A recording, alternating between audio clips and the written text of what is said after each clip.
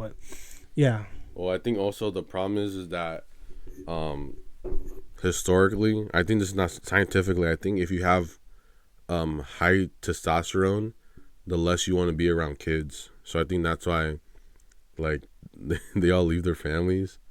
I think back in the day, it was like, yeah, I have high testosterone, so instead of like being around my kids, I'm gonna go fight for the Romans, or I'm gonna fight for the Spartans or something. And nowadays, nowadays they're just fighting for a fucking a corner of a street. You know what I mean? That's basically what they're doing. Oh, well, now it's like when they fight, they're fighting for a little suburb in the Middle East. That's what they're really fighting for now. What? You don't know what I'm talking about? Like a little, like, just like the place that's like the size like New Jersey in the Middle East. That's what they're fighting for. Yeah. Can you point it to me right now? Can you point it to me right now? Just a mic. Oh, sorry.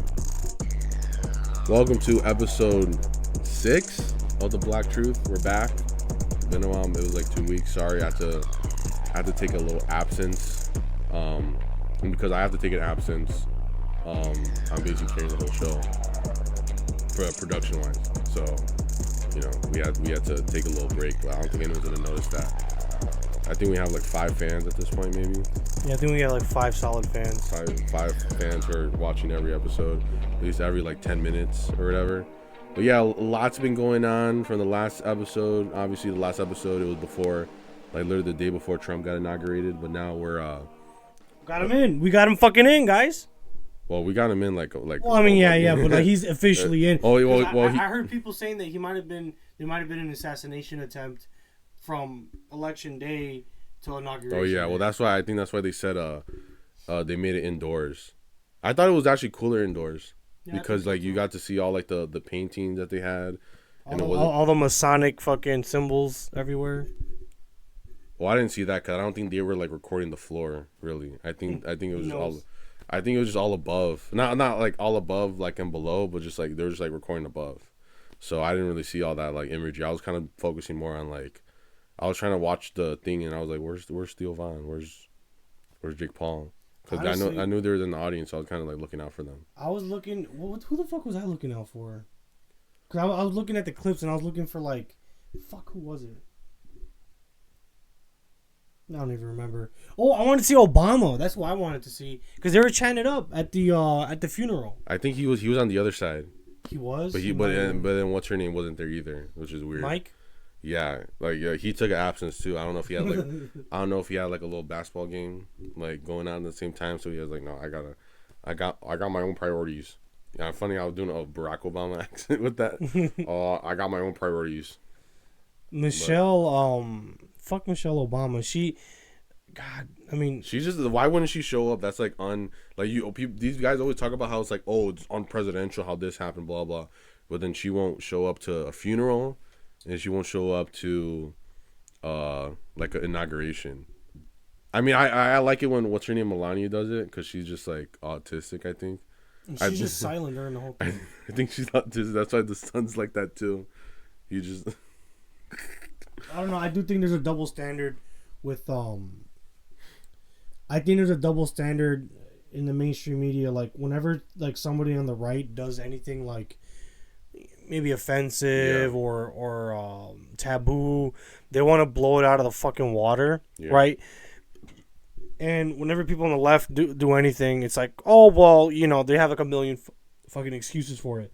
It kind of reminds me. I don't know if I ever brought it up on the Black Truth, but this is a Black Truth, right? Do you remember the girl? Do you remember the girl from the Charlottesville? The one who died? Yeah.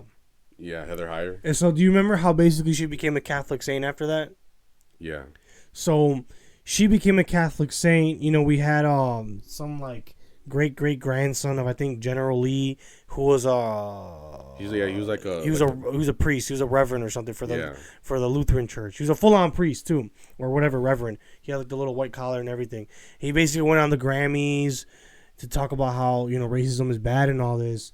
And I'm not saying he's wrong from a certain point of view, right?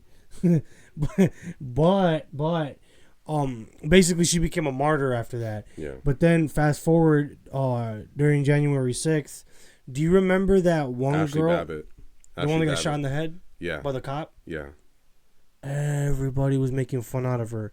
Like they were seriously like I remember seeing people on Facebook be like, "Oh, you dumb bitch! That's why you shouldn't have went. Stupid hoe! You deserved it. Fuck white people. She just, all that type of shit." I'm like, what the fuck? I mean, don't get me wrong. Like the first girl from Charlottesville, what was her name? Heather Heyer. Don't get me wrong. It sucks that she fucking died. Well, you know the thing with that, why she died. It was basically, or like the guy that ran over her. I forgot what his name is. Mm-hmm. I should remember because he has he's in prison for life. I think he has 300 years. Like that's the charge they gave him. But I think I don't think he was just me personally. I know he's in trouble with the law, but me personally, I don't think he should have got that harsh of a penalty. But obviously, he was basically being politically persecuted. But what happened? I think he was like autistic or whatever, and he felt like he was threatened. And so he ran into these people, but also she was doing that thing where she thinks that she has enough power to stop a car. So that's just the truth of what happened. I think. Okay. I'm trying to be diplomatic. It sucks that both of them died, but okay. As far as he's concerned, I mean, life would have been fine. I mean, 300 years, 100 years, the same. She's gonna fucking die in jail. Yeah. But I think what it is that where's it gonna go with that? You think it's messed up how that people.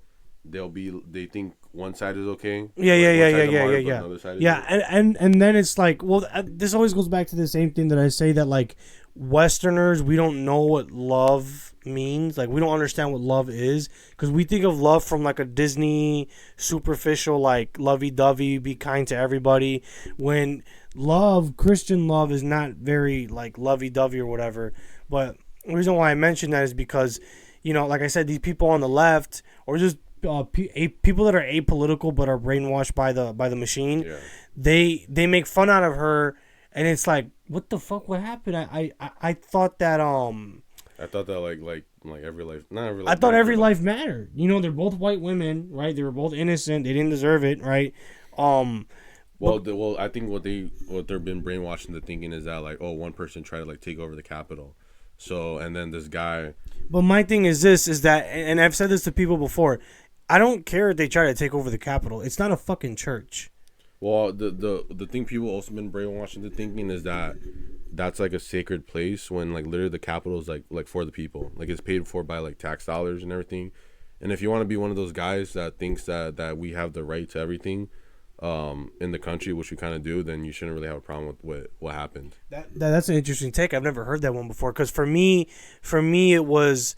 My point of contention with not my point of contention with I think the January 6th whatever the fuck they called it, I think it was justified. I think that was very patriotic, but I think lefties don't understand it. They don't understand what it means to be patriotic because they have no love for their country, right? They have no love for their country because okay, here's the thing, right? Okay, for Catholics, right? You can say whatever you want about a set of a contest like Mel Gibson and guys like that.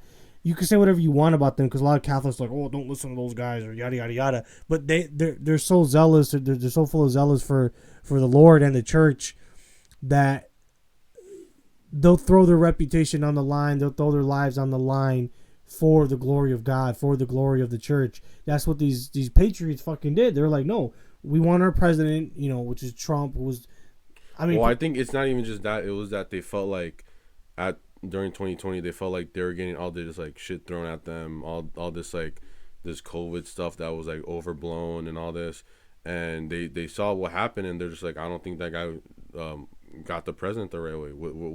Whatever with the ballot harvesting or the voting machines or whatever what was happening at the time, they just felt I need to have my voice out. I need to speak my voice. And also you gotta remember, none of the people there were armed. The only people, who were the only people armed there?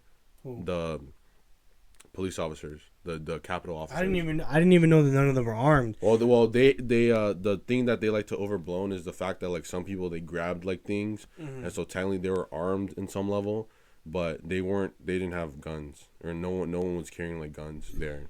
That's so funny. I love that. No, I love hearing the details of January 6th or even Charlottesville, just because it just goes to show how They're how like selective. How The selective outrage. how selective the outrage is. Yeah, exactly. Because I said, like, during the 2020 riots, we're from the city, we're from Chicago, right? And we seen these fucking hoods get torn upside down. You're talking about mom and pop shops. I mean, people that, who cares what the color of their skin is?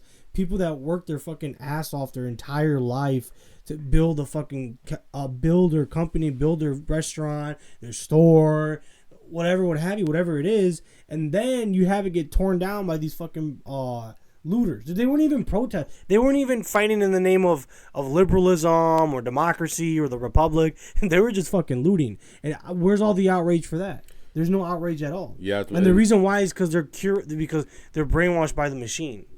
Well, the way that's treated was more like, it was treated like, oh, these guys are angry from something that happened, so they deserve to what's it called, like, they deserve to have their own zone, which was the cities. Mm-hmm. They deserve to have this own zone to like work things out, which basically means like destroy stuff. And at the time it was treated, I know people were saying this doesn't matter, like, especially when the targets were, I can kind of understand the targets because they're like, oh, it's like a big business, they all know. And then at the end, I was about to say, I could understand like CVS or something like that.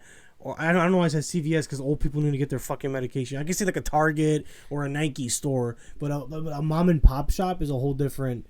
That's different. Because the idea that they always brought up was that these guys are these guys all have insurance and everything, so it's all good. I'm like, no, it's like, we all know how insurance is. It's not. Yeah, especially a small company, they're not insured at all. I mean, okay, don't get me wrong. If I had to go to Subway or some fucking rinky-dink fucking like Subway, like a personally owned, like a privately owned Subway shop, of course I'm gonna go to the privately owned one. I don't care if Ahmed, hasn't washed a pop machine. That's a real thing. I'm not gonna say what restaurant it is, but I don't care if he hasn't washed his pop machine. You know what? It tastes better with all that stuff in it. It tastes better with all the it tastes better with all that in it, with all the mold in it, and they're not insured. They're not fucking. You know what I mean? Yeah, and I think it's funny too, because what I've noticed is that like leftists, they don't actually like small businesses either, because to them it's like either working at one or like stealing at them, because if someone steals something from a small business, like the person who owns it, especially if they're working in there at the time, they're gonna take it more personally because it's like, that's my product. But if someone steals something from like a mega corporation, people don't think like, oh, whatever, blah blah. And then the idea that if you work for like a small business, there's way more like you can't like screw your boss over. Like it's like less like, let's say we start a company or whatever for our show, you're not gonna want to screw me over because it's like our thing. Or even if we have like an employee, and then it becomes very personal too. Yeah. Because it's different if we end up getting hired by the Daily Wire, by the Daily Wire, or the Young Turks or some shit, and then we fuck them over, right? Because it's a faceless corporation. Yeah, because we're just stealing company time and all that. But if you, and I don't understand that. There's people that are more loyal to like major corporations than small businesses. Well, they just think that's easier to exploit, and that's why they like them. But like small businesses, it's way more personal, especially like a family-owned business. They get fucked over the hardest too. Yeah. And so it's like, and especially like let's say like you're working for like your uncle or whatever, like you don't want to be like stealing time, or like there's more of like there's more guilt, I think, involved in that. And so I think that's why they don't like I'm talking about leftists, by the way. They don't like small businesses because they're basically like practicing capitalism in a smaller way, and they don't have to like do all like the whatever like social media posts and everything that like Target is obliged to. So that's why so they have more responsibility. They have less responsibilities, but at the same time they value their profits more. So that's why they kind of have a problem with them. And then going back to the January 6th thing, since we're talking about Trump getting in, the one thing I did like so far, he pardoned them. I heard there's still some in jail, but I don't know exactly like their deal, or like why they're still in jail. Cause I know what they're saying like, oh, we're not gonna pardon the violent ones, or at least like I think JD Vance was trying to say we're not gonna do that, but then some of the ones who were quote unquote violent, they got pardoned. But You know, I'm just glad, especially like the Proud Boys, like if you know about the case where how they were giving the Proud Boys guys like 20 years. God fucking damn. But the problem, how they were trying to do it, is that they were trying to say that these guys were terrorist groups. See, real quick, I'm gonna cut you off. This is why I hate talking about politics. It just pisses me off because you'll see people that like, let's say some 15-year-old breaks into a house and murders or rapes and murders some fucking old lady. They'll be like, he's a baby. He needs to come out when he's 21. But then like these patriots, they're defending their fucking country. And by the way, you're not gonna tell me a 15-year-old doesn't know right from wrong. They want to throw the book in their face. Yeah, because they have like more to lose and everything. And just from knowing some of the people who got like arrested and everything, like they have families. Like all the people they basically like arrested, they're all people that have like families. I heard some people that basically like their whole family basically went broke because they wanted to pay lawyers and everything, and they still got the book thrown at them. And so yeah, I just like how Trump, because also at the same time, I do think that problem was something Trump kind of, I wouldn't say he like full on like incited and everything and it's his fault, but that he should be the one to take responsibility. Yeah, fix his own problems.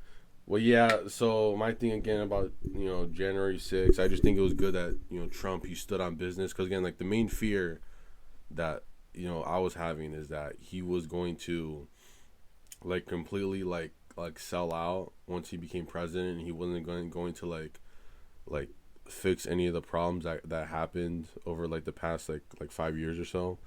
Some of the stuff that like he kind of started, and then some of the stuff like that Biden, like basically, because what Biden did, he like mass prosecuted all the January 6th patriots. So yeah, and then again, it's like all those like I think the difference between like the BLM riots or whatever you want to call it is that, first of all, those people they didn't get like criminally like. No, and I knew people that were looting too, and they got off what is it, scotch free or something like that. Yes, did like the police ever like come to the house or whatever? Yeah, no, it was just. And do you remember the business loan thing? I know a lot of people that did that too. The PPP loan. Yeah, and they scammed. Yeah, I know people too. Nobody got caught. I know people that got caught. Did you know any looters or no? No, I didn't know any looters. Yeah, I knew the looters. That's what I'm telling you. Like that's why I'm such an interesting, like, you feel me? One of these guys, because like I have like. You have one step in, one step out on. Well, it's not that I'm like in the field. Yeah, you have one step in, but you're not just like completely like I was gonna say zogged out, but that's not zogged out, but you're not like totally like institutionalized, where you're gonna say like, oh, we did that because we needed to type shit. I think being in the field kind of like, I think it kind of just, I don't know how to explain it. It just, you look at things differently. I think that's why I ended up like flocking to like Nick and his type of movement, his type of people, because they deal more in I don't want to say this. Like urban, like the trenches and shit. Yeah. Because the thing like with a lot of like these Daily Wire type, they live in the fucking, they don't even live in the burbs. They live on fucking farms and shit. Well, they live in like Daily Wire, like secluded areas. They live in Nashville. Like they live in areas that are like more claimed by them. Like Nashville's kind of like what's like Nashville. That's Daily Wire. It's like kind of a liberal part of the South. InfoWars is in Austin. Again, kind of a liberal part of Texas, but it's still kind of like in like a red state. And I think Ben Shapiro, he lives in or he does a show in Florida, and he's in that one like Jewish neighborhood. You know, the one that like the Costco guys are from. Yeah. Yeah, he's more in the. Wait, the Costco guys are from Miami? I thought they were from New Jersey. No, they're from Boca Raton, Florida. What the fuck? I thought they were from New Jersey. No, that's where the Rizzler's from. Oh. They might have been in Jersey at one point, but I think they probably went there because they know like that community's there. Yeah, and, because I know AG been trying to get famous for like the past 10 plus fucking years. Yeah. So and then plus like that's gonna be us. Miami or whatever, Florida is probably like a better like networking area because you have like you have like that community over there. I just assume it's like that. Or it's one of like the internet places. But I feel like the Daily Wire types, like mainstream conservatives, like secluded. They're secluded more. Yeah, and they appeal more to like small town America or like.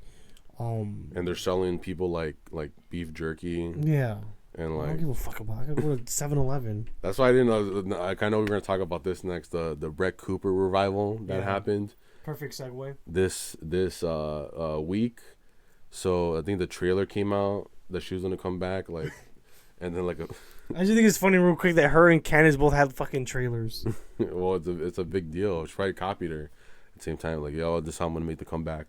But yeah, her first episode came out, and then, but then also she was on Fox News because she was talking about this. I don't know if you've heard about this. There's like this like young Republicans like gala or whatever. Like, I forgot where it was, but this I think the New Yorker, that magazine, they had like a reporter there, and they basically took like a whole photo op to make them like look bad, and they had all these like, but they're all just like young like conservative people, predominantly white.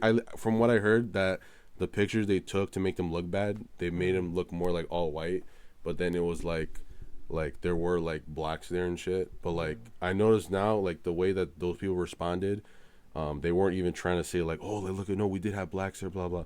They were just like, nah, that's us. Like we're the cool kids now. But the article or whatever, the magazine, they called like the picture scene or the party, they called them like the cruel kids, because they're still trying to paint them as like being like these like.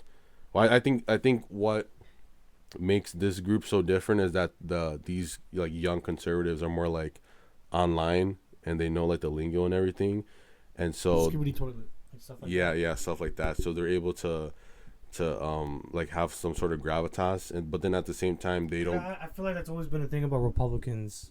Like prior to maybe like the Trump administration, they were always, or during the Trump administration, they were always out of touch with like the in culture. Yeah, but now I think this or at least the article, what they're doing, they were trying to brand them as being that it's scary that they're more in touch now than the Republican kids have ever been. And then Brett Cooper was on Fox, and she was basically saying like, well, no, it's cool, whatever, like we're kids, whatever, but because also it kind of sounded like that thing where like you know when like adults are like, oh, look at these kids, blah blah. It kind of felt, it gave that energy off.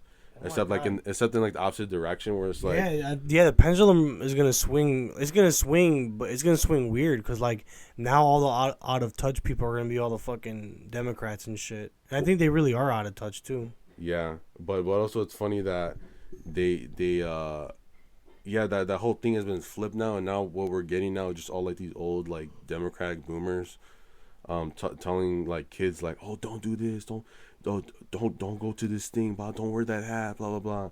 It's kind of been going around for a minute, but I think now it's becoming like more dominant, where you're gonna see it like the basically like the Karen right now at this point is gonna be like a Democratic boomer telling people not to watch whatever. And I think it's kind of interesting that they're trying to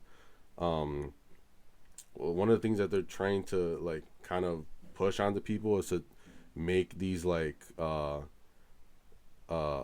make all these places that people talk on like more like violent, not violent, but like 4chan, like that guy who like the black kid who like they try to like blow it up and make it seem more like extremist than what it actually is. Yeah, because like the kid who like shot up the school, the black kid who they said was like radicalized and everything.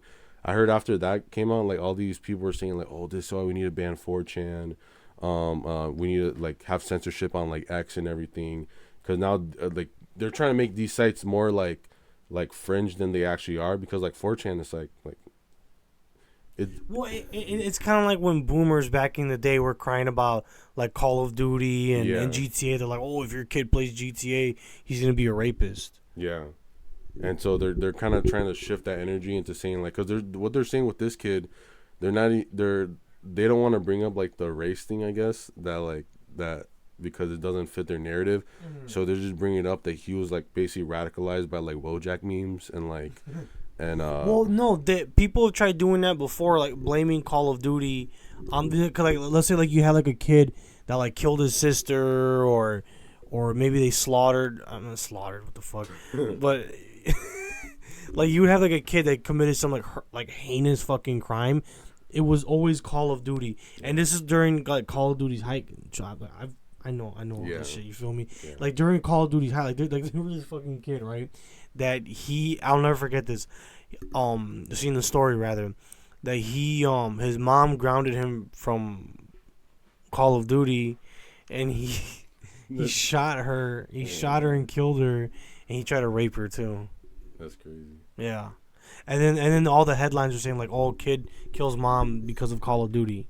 I mean, it literally was because of Call of Duty, just not in the way that they thought it was. I mean, I'm not. It's gonna be controversial, but I am one of those guys that thinks that like the influences that people like put into themselves does reflect them. Oh, I believe that 100% too, because I always used to think that boomers, when they would cry about rap music, they're like, "Oh, they're listening to the rap music. It's gonna make them want to be gangsters." And then I'm like, "Fuck out of here! You know what the fuck you're talking about." And then like, now that I'm older and I see all these kids, they all want to be either gay or gangbangers. Like, there's nothing in between. And the type of guys that girls are into, not all the time, but a lot of the times they're like street thugs. Do you know what I mean?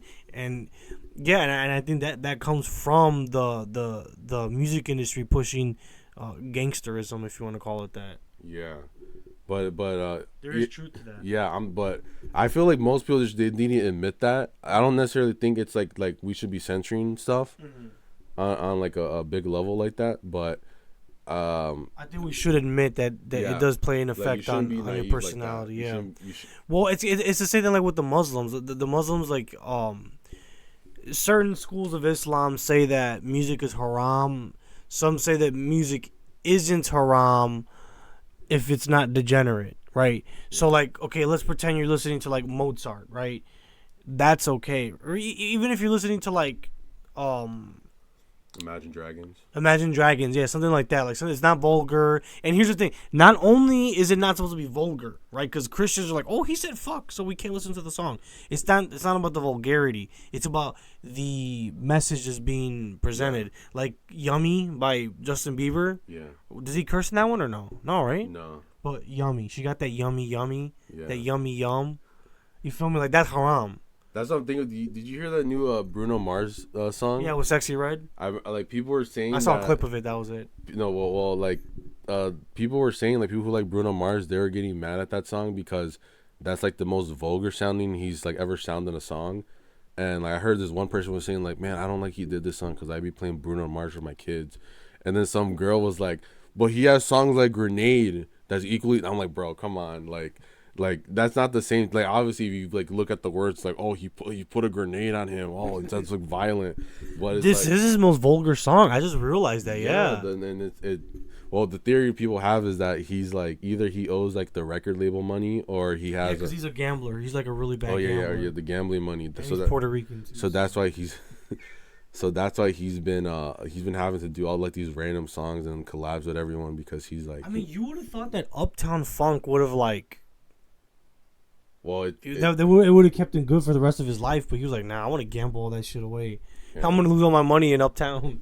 Yeah, because all the ones he's been, the other one he did with the K-pop chick, that one felt kind of.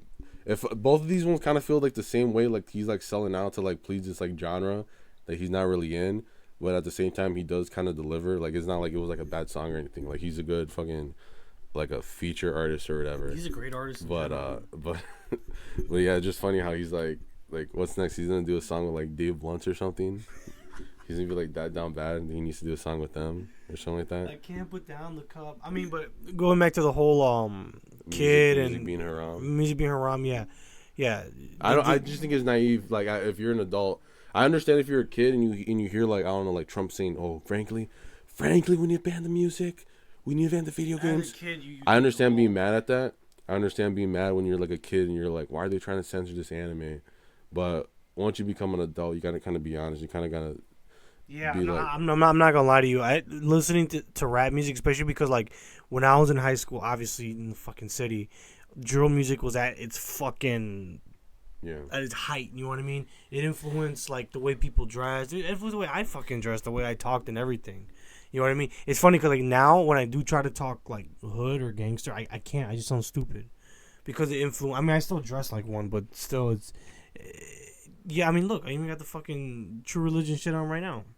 It influenced me so much that even in my far right era, I'm still. You're still standing on business. I'm still standing on business. Yeah, But yeah, I just think it's naive that, like, if you're like truly like have some sort of like conscious, you can't just be like, oh, like they like this, me watching this thing, or me reading this, or me listening to this doesn't like affect you like in any way. Yeah, I mean, and I think that's a problem with like a lot of like how do I say this? That's the problem with the media, is that media does so many like documentary, or not, maybe not documentaries, but I could maybe documentaries or exposés of like gang members and stuff like that, and I think it does the opposite effect of what it's supposed to be. Yeah. And it's funny because like the movies or shows or whatever, mainly the shows. Like, what's that one show that every chick fucking watch on Netflix? 13 Reasons Why. No, it's about gangster kids. Fuck. On My Block. Yeah, that one. Like, they see shit like that and they shows. think, oh man, this is pretty cool. It's not that big of a deal. But then like when you watch a movie like American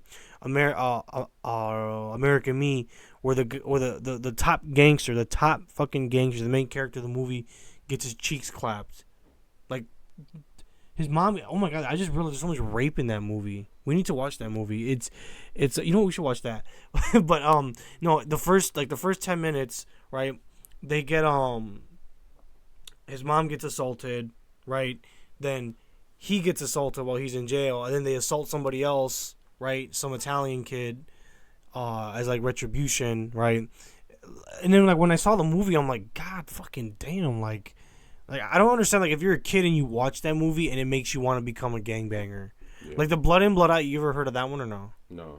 Well, Blood In Blood Out, I can see why kids, after seeing Blood In Blood Out, I can see why they would want to be like a gangbanger after watching that movie, or some of these other movies, right? But American Me, and even like Once Upon a Time in America, that movie's fucking. Have you seen Once Upon a Time in America or No, it's not. Once Upon a Time in America, like, God fucking damn, like there's like a fucking 5-minute rape scene of Robert De Niro doing it too, because we think of Robert De Niro as like this, because the characters that he plays are like they have some sort of morality. yeah, some type of morality, some type of like, he has gravitas, like he brings gravitas. He's not some fucking street thug that's like a piece of shit. Yeah.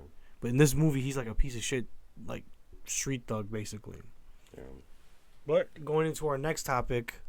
Well, anything else on Brett? Because Oh we yeah, just did it because like that was like the first episode that we talked about. yeah, It has a lot of views. I don't know why it has a lot of views. Yeah, I just wanted to like bring Brett up in this episode because she's like the leading youth figure. Yeah, and I think it is a big thing for the future, because like I think people now rather have a independent journalist than to rely on some like corporation or whatever, some like Daily Wire or CNN or Fox, because they're all curated. These guys aren't curated; they're doing it out of the love of journalism and politics. And you can respect. I think anybody can respect that, even if they're left wing. Well, I just think that what happened to her is probably just like it's like a money deal. The money they wanted to give her wasn't enough. Yeah, I thought it was a conspiracy thing too at first, because of her liking. Was it the Nick Fuentes thing? No, she didn't like. She just like replied to a tweet. Oh, whatever. She did something on Twitter with Nick Fuentes, not with him, but like a clip of him or whatever. It was a clip, right? Yeah, he was calling her like ugly, and and she was just like, I don't get it.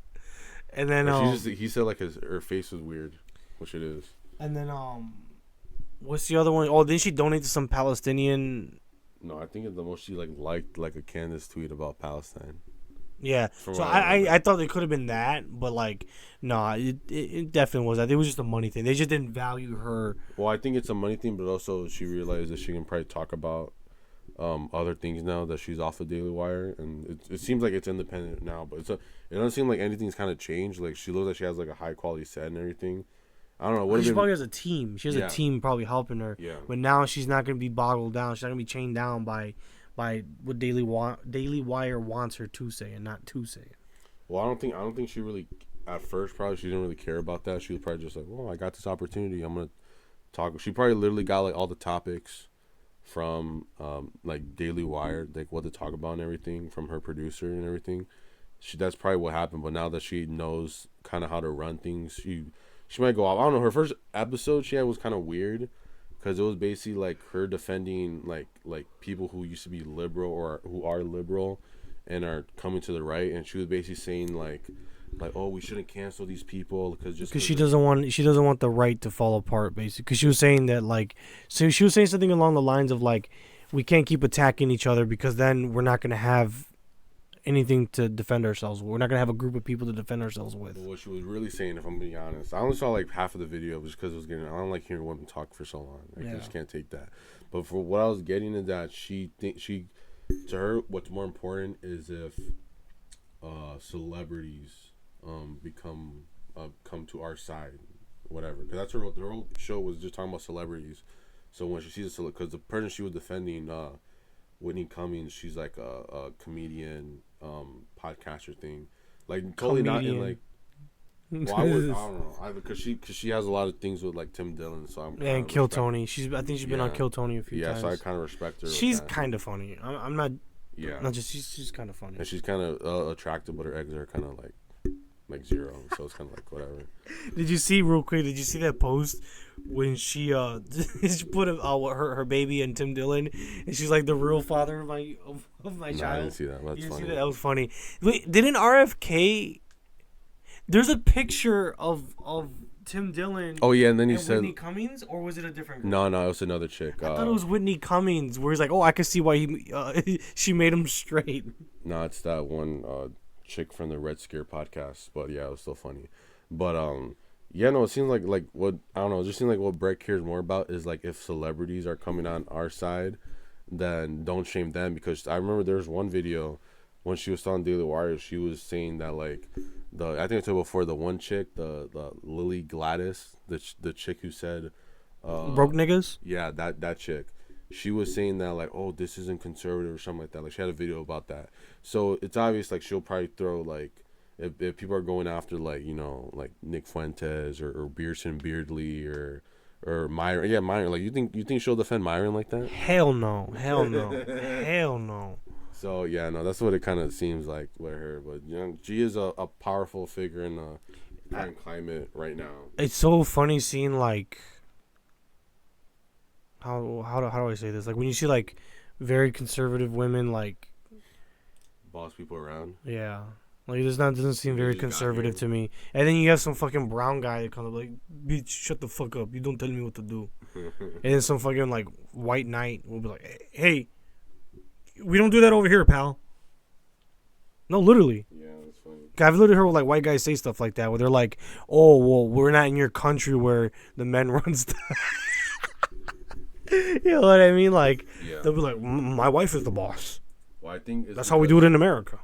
I think it's because there's kind of like a divide on the right wing between like being red pilled and being like conservative. That's for example, we didn't bring this one up, but the recent beef between Gary the number guy and Andrew Wilson that's been going on. That was a good one. I saw the first one, or I saw I saw the first one in its entirety, but I only saw a clip from the second one when they got into it. Yeah, with the one where Gary's in like the studio and everything. Yeah, and he hits him with that low blow. It was a bit of a low blow. So basically the way. Oh, go back to the beginning. Like, who are these guys? Okay, so Gary the numbers guy is like a numerologist. He's I think a manager for Sneeko, Myron.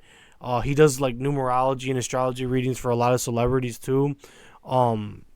He's Brazilian. Mention that he's an anti-Zionist, no? Yeah, but he's still like Brazilian. Well, the Brazilian. I don't know if I should say that here. Do you know how to censor or no? I was gonna say like you should say he's like Brazilian or whatever, but whatever. And we've already talked about January 6th. Can you censor? Okay, I don't know if he's gonna censor or not in post production. Yeah. So yeah. Brazilian. Yeah. So the cannot help itself from subverting Western society, and we've seen that with GG33, the numerologist. I mean, he's good at what he does. I won't lie about that. He's a manager for Myron, for Sneeko. He's a fucking millionaire. You know what I mean? Yeah, I think he's valid. Most astrologers and numerologists, they're always trying to appeal to people's they try to appeal to a very, how do I say this? Isn't it like they try to like get what they want out of them? Yeah, what they try to do. I mean, he kind of does people, that. Like, the people who hire them, they're like they want to hear some good news. Yeah, they want to hear about like, oh, your lover, you know, is a Pisces or something. He gets really deep into like the moon cycles and all this other shit, but he's not your typical like astrologist that's gonna try to like affirm your feelings and stuff like that. You know what I mean? I mean from a normie's point of view, right? Because most normies that are into spiritualism, they're very neurotic. They're very like They use it as a way to like benefit them. Like they don't want to take like the negative aspects. Yeah. Because and the funny, I'm gonna go off topic for a second. The funny thing about like people that are into astrology, numerology, Hinduism, Buddhism, fucking Taoism, all this stuff. The funny thing about it is that a lot of these guys in these religions and stuff, in these schools of thought, even like Hermetic philosophy and like Masonry and stuff like that. The funny thing about it is that they were all like celibate monks that lived in a fucking desert or a jungle.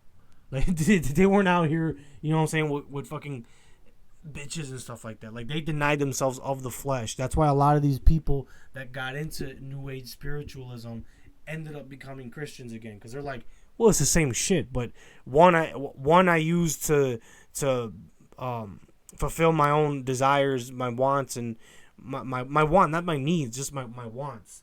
And then they end up feeling unfulfilled. And then once you really go down the rabbit hole of Buddhism and all this stuff, all these guys, they went to a fucking forest and they fasted. They stayed away from society. They weren't taking psychedelics like these fucking Joe Rogan idiots. You know what I mean? Yeah. But going back to GG33, how do we get on that topic? Because I was just saying because I told you like just talk about him like from what you know about him, so that we can talk about this debate. Because from what I know, the other guy, Andrew Wilson, he's just I think he has like a podcast called The Crucible. I think he's like Orthodox. I know he's an Orthodox Christian because he got into a Nala. Yeah. That OnlyFans girl, he got into a Nala because I think she denied the Trinity or something like that, and basically like she got mad, basically saying like, how are you a Christian and you're saying all this nasty stuff. But I mean, I'm going to quote scripture here. So this is like the first chapter of 1 Corinthians, when Paul says, I fed you milk because you weren't ready for the meat, right? Now, obviously Andrew Wilson, I guess if you want to speak in metaphors, he's had the milk, he's had the meat, so he's able to, I guess you could say metaphorically, teach people about the milk and the meat, right? This bitch barely took a sip of the milk, right? And she wants to teach people how to make steak, right? She got the milk from the wrong cow, if we're really being honest. I mean, if we are really being honest, yeah, because a lot of these non-denominationals, going off topic, right? A lot of these non-denominationals, they like to appeal to people's emotions. That's why they're very like effeminate. Like they're always talking about affirmations and it's not your fault, the devil made you do it. It takes away from your own accountability. And if you studied like Catholicism, this is why a lot of people left Catholicism, because they didn't like the fire and brimstone. They didn't like the accountability that they had to take. Because once you become like a non-denominational or even a Baptist, once you get baptized, once you get your believer's baptism, everything's good from there. You can literally suck in another 100 dicks and you're still good. But like, if you're a Catholic or an Orthodox like Andrew Wilson, you're going to fall, get back up. Fall, get back up. Fall, get back up. And the way you fall and get back up is you fuck up, do whatever it is you do, and go to your confession, you do your thing, you do your penance, you do your prayer, you do your you take your Eucharist. You know what I mean? Yeah. And, it's a relationship, because Protestants always talk about having a relationship with God, and they don't really have a relationship with God. Their relationship with God is going to a rock concert on Sunday or a TED Talk every Sunday. Yeah. That's not a relationship with God. These guys are like, okay, you fuck up, you do your thing, whatever. But basically, yeah, she's wrong. She's wrong. And yeah, he really knows what he's talking about. As far as Christianity is concerned, yeah, he knows what the fuck he's talking about. He can run laps around me. I mean, I think I know. I'm like a theologian when you put me up against like normies or whatever. But if you put me up against him, yeah, I'd probably lose, because I'm Catholic. I'd probably lose that debate instantly. Yeah, well, the first one I saw, it was the one where he debated Gary. Debate with Gary, yeah. The first one I noticed it was way more, because I think these guys weren't really like aware of each other. They were basically just debating like their school of thought. That's like purely what they were debating on, and I think Gary lost that one because he he basically Andrew like exposed that if someone lies or like says has like the wrong information, then that like he's basically gonna tailor whatever that is to like this person, and he's gonna like Gary is gonna just like read the room and try to say like, oh, because you're this or because you're born on this, then I can also tell that you're hardworking because you're wearing a flannel, then that means you're hardworking. And I think he lost that one. Also, he has like a short temper, and he blamed the fact that, or he blames that on the fact that he thinks that all these Christians or Muslims he debates are liars. But that was the first one. It was way more just purely on like the ideology that both these guys have. But then the second one, but also you're missing what Andrew Wilson was trying to say is that the probability whatever like the to measure someone's future or whatever isn't very good. Yeah. Right, because it's a snake year. This is our year, right? How do we know? How do you know you're not gonna fucking choke and die on that San Pellegrino right now? Well, that wasn't a very good year for you. You know what I mean? My snake year, right, it was Chinese New Year starting on the 29th. I was sicker than a fucking dog. Yeah, me too. Oh my God, right? We started fucking bad. So it's like, I mean, I do personally think there is some truth to astrology and numerology, but what Andrew did say is that if it is true, then it's by the power of demons. Yeah. I didn't get that part. Yeah. That kind of flew under. I think that flew under everybody's radar. He's like, yeah, if it is true, then you're tapping into demonic forces to figure out someone's future. So in this second debate, what were they debating exactly? I only saw the clip that you saw. I didn't see. I just saw that clip too. But what I was gonna say was that this one felt more like a show that Gary was trying to put on. Like he was trying to like. Because also the thing is that he's like basically the guy who's hosting the debate with him is like his what's it called, like his coworker, like his employee basically. and so in the first round, like Myron is fair, I think, but the only thing he'll really do is say like, oh, if Gary interrupts you, he'll give him more time. Like that's really it. That like he won't try to. I mean, it's not like I kind of hate when debates are like that where like the guy's like, oh no, like stop talking, blah blah. It should be more freeform, but.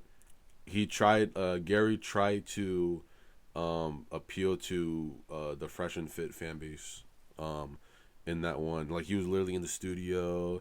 He had his wife like come around and be like, come over here. She's hot as fuck. No, she's a fucking hottie. I like when Andrew just like assumed that he put her. well, okay. So basically, like GG33 basically said like, okay. The problem with GG33 and a lot of people like him because there's a lot of fucking people like him. They don't understand what Christianity even is to begin with. Yeah. Does that make sense? So because they always say like, well, you pray to your God every day and your life still sucks. Christianity's not about money and wealth, right? So he was basically saying that Andrew Wilson. This is the way I understood it, that he was a bad Christian because he was raising somebody else's kid. But that's what I was gonna bring up because. With this one, they at least Gary, like he tried to find out more about this guy to make him look bad. Because at first, in the first one, he basically just took the characteristics that he saw and like read his body language and used it to be like, oh, this is why you're like this, blah blah blah.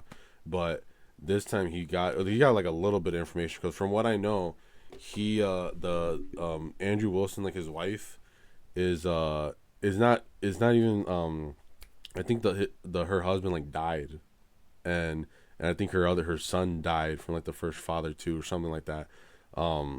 So it's not like the way he's wording it isn't like the way he framed it was when he framed like he's a bad Christian because he's raising somebody else's kid or a beta or whatever the fuck it is. I don't know. I don't even understand because he doesn't even understand, if that makes sense. He framed it like she was like being a hoe. Yeah. Do you know what I mean? Because I always said like there's a difference between the husband died in war or of a disease, and now the child or children are left without a father. So I think you as a stepdad stepping, I think there is some honor in that. But the issue is that most stepdads, they're not stepping up to the plate because the father died in war or of disease. Because the guy's a fucking bum. Yeah. And this is one of like the few, because this thing is so common now that he heard that information, he just assumed like, oh, that's what it is. But it seems like, at least for this one, I don't know I just know a little bit about what's up with Andrew Wilson, but it just seems like he was being like way too malicious with that. Oh yeah, 100%, because Because like all they can do is just take information and try to change it and subvert it. but it's not just that. Again, they're not looking from world. They look at Christianity from worldly or a fleshly point of view. They don't understand it that the whole point of Christianity is just saving your soul, really. And it's not about feeling good. It's not about having wealth. It's not about having bitches. It's about saving your soul, reuniting your soul back with God. Not through fucking Zen meditation or emptying your fucking chakras or whatever the fuck it is these people say. I mean, if you want the highest form of spirituality, according to these fucking people, you got to get fucked by a guy. Been hearing that. Yeah. You know what I mean? Because if you take nut in the butt, it charges you. That life force charges you. As a man, it charges you, right? So it's like, if you want to take it to its conclusion, you feel me? You're gonna have to start taking a trip to, you know what I mean? Yeah. and that's the whole point of Halsted. Yeah. North Halsted, Boys Town, Chicago. Literally, that's what you're gonna have to do. And yeah, these guys they don't see that because they try to frame New Age spiritualism. I'm throwing numerology, astrology, Buddhism, Hindu. I'm throwing yoga. I'm throwing it all into one thing, right? Because that's what it is. Because they all pick and choose little things that they want to pick from these different fucking schools of thought, and they I don't know. They just don't understand Christianity, so they just want to attack it for they attack it for the wrong reasons. They're like, oh well, I have a hot wife and you don't, so what happened? I thought what happened to God? I'm like, you're fucking retarded. Like, they're all fucking stupid. I've heard people even say that to me before. They're like, why do you believe in Jesus? You're not going to get rich for believing in Jesus. Well, that's not why I believe in Jesus, you fucking idiot. Like, if it's not going to help them, like, here, then, like... No, I see, this is the reason why I'm like Andrew Wilson, where I just insult them. Yeah. Because I'll be like, you're fucking stupid. Like, I know all these Christians. Well, let's talk about it. Let's really have a conversation. I'm like, no, you fucking dumbass. You're fucking like you're gonna want to fight me with pride. I'll fight you with fucking pride too, and I'll really make you look fucking stupid. The whole reason why people are Christians is because they want to save their soul. They're not trying to get rich. If you want to get rich, stop smoking weed. Spending fucking $200 a week on fucking bud. Like, I'm an alcoholic and I don't even fucking do that. Who you trying to niggas. Diss that. Niggas. You're trying to diss, like, there's like a certain like school. No. I thought there was like a school of thought that like they buy $200 of Bud Light. No, Bud, not Bud Light. Budweiser. My bad. No, you don't know what Bud is? Oh, my bad. I'm sorry. Yeah. Sorry, I'm talking. I'm speaking. Devil's lettuce. I'm speaking to niggas right now. That's what it is. Yeah, I see these niggas smoke like fucking $200 fucking a week, sometimes even more on fucking weed, right? And you want to tell me about how Jesus isn't gonna make me get a better job? It's like, yeah, no shit, Sherlock, you fucking dumbass. So just to make it clear, you're not being totally like. You're not like a straight edge guy. Like, you've been around the block to say. I've done a lot of shit in my life. So you know, you're not just saying that just to be like. Zerka isn't the only cocaine crusader.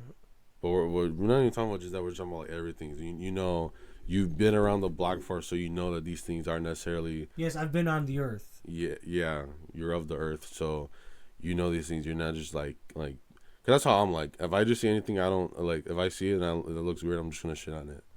I mean, I know. I'm saying, like, I've lived a life of, and I'm still gonna live a life of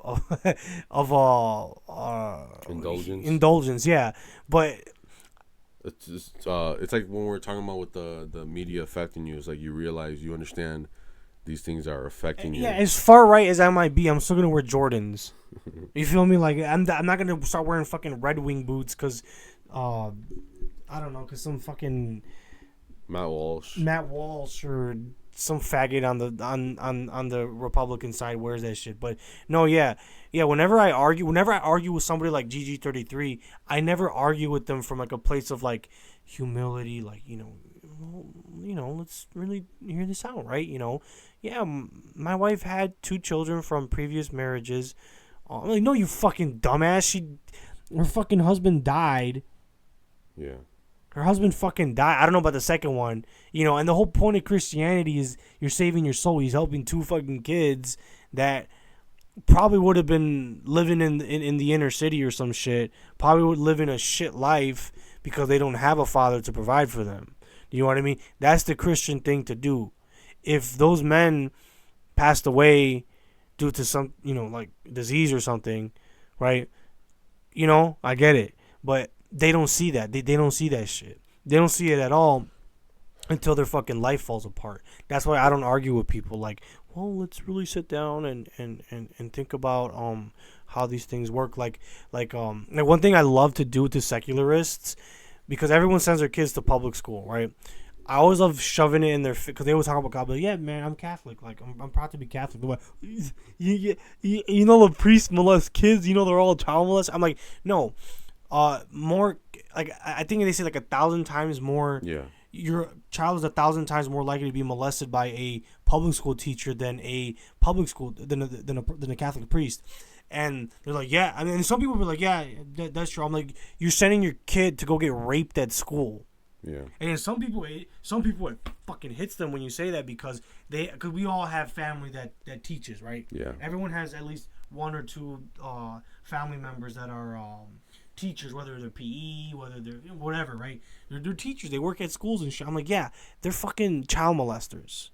Oh, that fucking hits them, right? That fucking hits them hard. They'll be like, yeah, but that's different because I don't give a fuck because guess what? When they fucking die, their career is going to go in the grave with them. No one's going to remember them for being a really good teacher. The last teacher that people fucking remember was Jesus Christ. True. What other fucking teacher? Carl Jung? Carl Jung. I like Carl. I was gonna talk shit about Jung and Freud, but no, yeah. Who the fuck cares about your fucking teacher? Your career's gonna die, go in the dirt with you. You're gonna go to hell with your career. I mean, look at what the teachers have done to Western. They've subverted Western society. The teachers' union ruined children. Fuck the teachers. We need. Is that the most corrupt union in America? That's the most corrupt fucking institution known to man. Oh. Yeah, I've heard that before. You're better off having your kids be taught by a fucking nun or a priest than some fucking whore. I have banged teachers. No, I'm just kidding. I've never banged a teacher. But I did beat a teacher at a concert once. Like you knew they were a teacher? Yeah. Yeah, I don't... Slapping ass and shit. I'm like, this is what y'all do on the weekends? She's like, yeah, this is what we do. Yeah, you're right. You got me. Because they're all fucking whores. How about like the male teachers? They're all fucking... How about the gym teacher? The gym teachers, man. Gym teacher, man. Like... They be on some shit. We actually did have at my school, I think we had a couple cases where teachers were getting fired for being like rapists and shit. And this guy, he raped a kid and he got promoted a couple years later. So, yeah. I love capitalism. So, fuck your fucking your secular beliefs. I'm not boggled down by the Bible or the church. Fuck you. You're going to burn in hell. I'm going to be in purgatory, right? I'm going to be in agony, but I'm not going to get butt raped for eternity. I'll just be in agony for like a few thousand years. You know what I mean? Well, I thought like I was listening to George Janko the other day, and he said that he doesn't believe that hell is eternal. His wife is a whore. He had the Girls Gone Bible on the show. I mean, he basically had a foursome. We're gonna go. I don't know if the show's still going on, but we're planning on it. But I don't know. I think I might catch something just like in the air. I feel like if we went to Girls Gone Bible, I feel if I go there, I'm just gonna catch some STD in the air just from being there. You know what irks me about Christianity? You know we're gonna have to edit this to Kingdom Come, right? Because we still haven't even talked about the other topics. I'm having fun right now. I'm having fun right now. But I feel like if you went to like a Girls Gone Bible like convention or whatever, it's just gonna be like a bunch of simp ass niggas and a bunch of ex hoes. I mean, and let me tell you something. A lot of those fucking Christian girls, they're ex hoes. And let me tell you something, right? That's shocker, dude. Don't do. I'm surprised. Let me tell you something. I might be a Christian, right? I'm Catholic. I'm anti-Israel, right? I'm anti-Islam. But look, well, I'm not anti-Islam like that.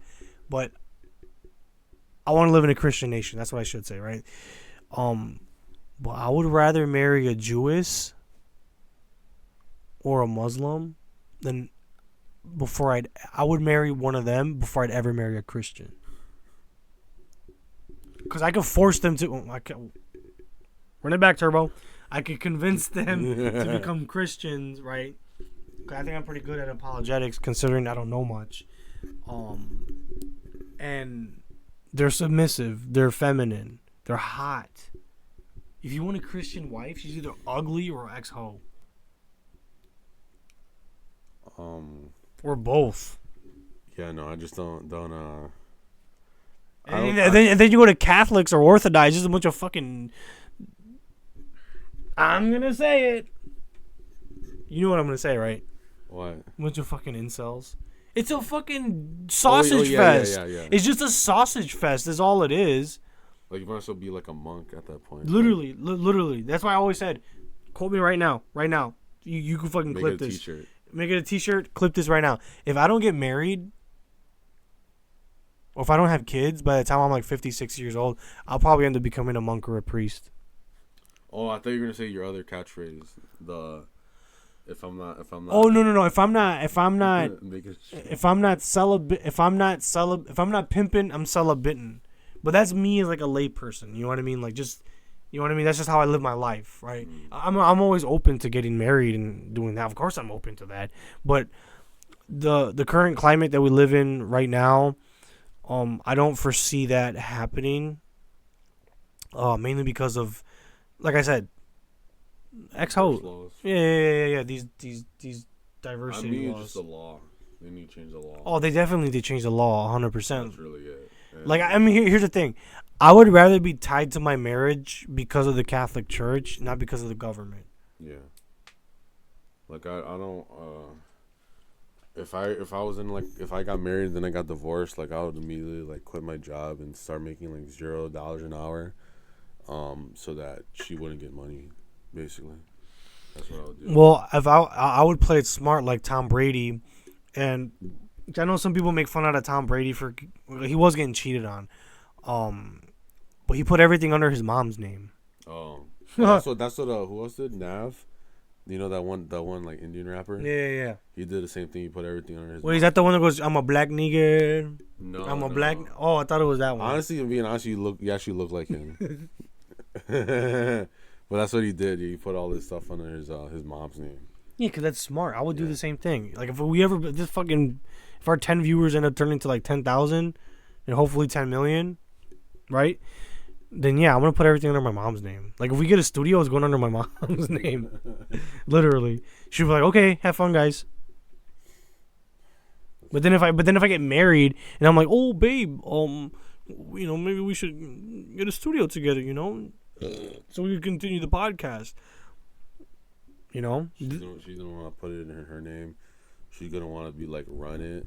I mean, can you imagine if girls ran Fresh and Fit? Why do you think Fresh and Fit so much better than the Whatever podcast? The Whatever podcast makes me hate white people. Yeah, because it's like. Well, I think the problem is that you, when you see Whatever, you realize that like those people are messed up too. Because isn't it like all Fresh and Fit, like all the girls that get on there? Well, they're all like black, like Hispanic, like Ukrainian and shit. Like, well, I've only seen like one like actual like Caucasian like white American on Fresh and Fit before. No, they've had white chicks. They've had a lot of white chicks on there. Half the ones I've noticed, they've been like Russian. Well, that's because you're watching the clips. You're not watching the. I need to watch the director's cut. If you were talking right now. Yes, you do, because there's a lot of white women that are on there. The thing with Whatever. But these are like the white women that fuck black guys. Yeah, but like the thing with Whatever. So you know what, you're right. There's no white women. But the thing with Whatever is that they get like the regular like white Caucasian American females, and then when you see those people don't got it together, you start getting scared. That's the problem I think with this country, is that when we see like I don't understand why, like, I don't understand, how do I say this? like why people get on Fresh and Fit or Myron, right? I don't understand why they get on his ass for berating the girls. Yeah. You know what? I'm gonna cry about racism right now. They get on his ass for getting on the girls for roasting their asses, but when Andrew does it, they don't. You know what I'm saying? Or like the other guy on. Well, I'm saying guys like in the like right wing or red pill space, whatever you want to call it. Yeah. Like they'll talk shit about Myron calling these girls names and stuff, but when Andrew Wilson does it, they're like they never say anything. Well, I think it's because when they see him, especially when he talks about like, 'cause I think he talked about like Pamela Anderson being like washed up because she didn't have any makeup on, and he basically like, this is Myron, by the way. He was making like this whole paragraph about like how like women lose their looks and everything, and so a lot of people when they see that, they see this brown guy being like antagonistic towards like white people, even though he's like one of those guys that treats like everyone the same. Like as we know, like if you see his Twitter or anything, he just hates on anyone. But he kind of does like, he holds it back on the whites a little bit. Like he'll just say like they don't have any riz. Like that's like. That's No, like, yeah, I think that is a problem with white guys. Is that, and I think that's the reason why so many Hispanic. I think it's the reason why so many white chicks flock towards like people of color or guys of color. Now I'm talking about black guys. That's a different thing. Well, they have the physicality thing, but I think the reason why they flock towards guys of color is because they want a guy that has more dominance. Because even a lot of right wing white guys, what's their thing? Happy wife, happy life. Before you buy, it's like what Charlie Kirk said. Before you buy that video game, you gotta make sure your wife's okay. You gotta make sure your kids are. I understand the kids part, but the wife being okay. I'm gonna buy Call of Duty, bro. I don't even play Call of Duty, and I'll buy Call of Duty before I do anything for my wife. I feel like you're gonna buy Call of Duty just in spite. I'm gonna buy all the Call of Duties before I help my wife. Like literally, like yeah, right? Like what the fuck? Like why the fuck should I care what the fuck? Like, if I'm gonna play this damn fucking like, if I'm gonna play this Black Ops, that's what the fuck I'm gonna do. What the fuck do I care what you think? What do you want me to do? Fucking. You want me to cheat or play Call of Duty? I'm gonna do that anyways, but I'm gonna cheat playing Call of Duty. But yeah, that's the one thing that I feel like a lot of these like conservative guys or right wing guys, red pill guys, the white guys, that's the part that they're missing. They're more like, we know right now the problem with like Christian Western culture is that it's too feminine, it's too feminine dominated. There's like way too like unnormal amounts of femininity. Yeah, because I was when I came back to God, right, I was noticing how like I was like, well, I don't like that about Christians. How like weenies, like they're just a bunch of fucking weenies, right? That's what they are within the past 100 years. Not even 100 years, like I'd say 50 to 80 years, right? They've just been fucking weenies, bro. Just straight fucking weenies. Like when you think about like those evangelicals saying like, oh, God hates faggots and all this stuff, it's usually just women. That's true. It's just white women just saying God hates faggots and I don't let my kid watch Nickelodeon because there's too much sexual degeneracy. I only let his pastor. I'm just kidding, but no.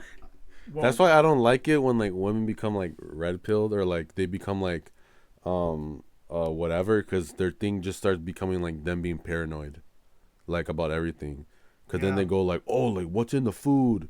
Like, okay, some of those things is kind of like what they should be caring about, like the moms that like, yeah, what's in the food, or the vaccines. Vaccines should be a thing that moms care about. Most. Like that's what they should care about. I don't want to hear Becky talking about. Fucking... Oh no, but when they the one of the examples I like to bring up is when they bring up like rape circles or whatever, or like oh they're taking the girls, oh are they talking anything like that? You know what I mean? Like they say like oh this person has a. There's a sock hanging on the wire on the street because that means there's like a sex trafficking ring, or if they care about like brothels or anything like that, and they're like, oh, they're sex trafficking these people. I'm like, you know what I'm trying to say? Like when they take that energy and they just take it into like anything, but it's not even just like the idea of them like helping out anything. They're just being paranoid for paranoid's sake. I know what you're talking like, about. You ever see those videos of there's it's funny. That actually reminds me. Like there was these moms that were complaining about ICP, the Insane Clown Posse. So there's like a certain hand. I'm not gonna do the hand sign, but there's like this hand sign that they do, and actually, if you could pull it up on the I'll try to remember. Yeah. Where they're in. how do I say this? Because you're only gonna get it if you're from the hood, where they're dropping the rakes, right? There's a certain hand sign. It's like disrespect to like the disciple gangs in Chicago, right? And she keeps throwing it up, and in her head she thinks it's like a satanic symbol. It's like you keep throwing this fucking sign up. That's not what that means. Like, anybody that's seen that sign knows what that means. Now, ICP just put it on their album just because they're fucking edgelords. Wiggers. They're wiggers. God, I fucking hate wiggers. That's a different podcast. Yeah, no, I don't like how they take their like energy that should like is useful, like the material. What's not material? What's it, like motherly instinct? Mm-hmm. And then because they don't have like kids or whatever, or like maybe they do have kids, but they put it into like other directions. Like they start caring about like world conflicts, or they start caring about like, I don't know, like some poor kid or whatever. Like they start donating. Like, who else donates? Like who do you think donates? Like, you know, when you go to like the store and it says like, do you want to donate to this? I'm like, who does that? You know why they do that, right, at the store? So they could take the money for themselves. No, what they do is that they so when let's say you go to like Walgreens or Walmart, and then they say, do you want to donate 5 cents to kids without wheelchairs or something like that? Not that you shouldn't have a wheelchair, but it's like, but what they do basically is that they take all that money, and then like Walmart donates it, but they use it as like a tax write-off. So instead of you being donated into it and doing it, they take like the dumb person that's like, oh, I'll donate to them. And I didn't even know that. That's crazy. Yeah, because like donating in general is like a tax write-off, but like, yeah, that's what the corporate. And then there'll be like an article saying like, oh, Walmart donates this amount of much to kids without Zins or whatever. Zins? Wait, hold on. Kids without. You got some Zins on you? Have it? No, I'll give it to you. Take? Oh no. Is it a Zin to ask for a Zin? Did you know? Do you know Tucker Carlson? He has his own like Zin brand, like ripoff. Yeah, I heard that he puts it in his foreskin. No, because you know that the hearing that RFK Jr. had like this week. Yeah. The one where he was like Bernie tried grilling him and it looked like kind of lame, low key. Did you see that clip? It's like when two old people get into it at the store. It's kind of like what it felt like. I don't know how that was considered own, because Bernie was all like, do you think everyone should have health care? And then, RFK, his problem is he just like the way he talks, it just makes it look like he doesn't. I'm sorry, I love RFK, but I can't fucking stand his voice. I tried watching it. It makes it look like he's doubting himself all the time, because what he said is that. Can you imagine like getting like an audiobook of like RFK doing like the Bible? In the beginning was the Word, and the Word was with God. That's why he has like 6 books, because he knows that he can't really talk. Like, come on, like he should do the thing. You know the thing Fetterman has, where he like, he uses like the computer to help him. He should do something like that. The computer it helps me a lot. It helps me a lot. You know what's messed up about him? Like, the only music he can listen to is stuff that like that he already listened to before, because I guess he remembers like the vibrations that they have, so like he can only listen to like Metallica, so he can't listen to like Dave Blunt's. He can't hear like Not Like Us. Yeah, he can't listen to Kendrick Lamar at the Super Bowl. He'll be at the Super Bowl and he's just like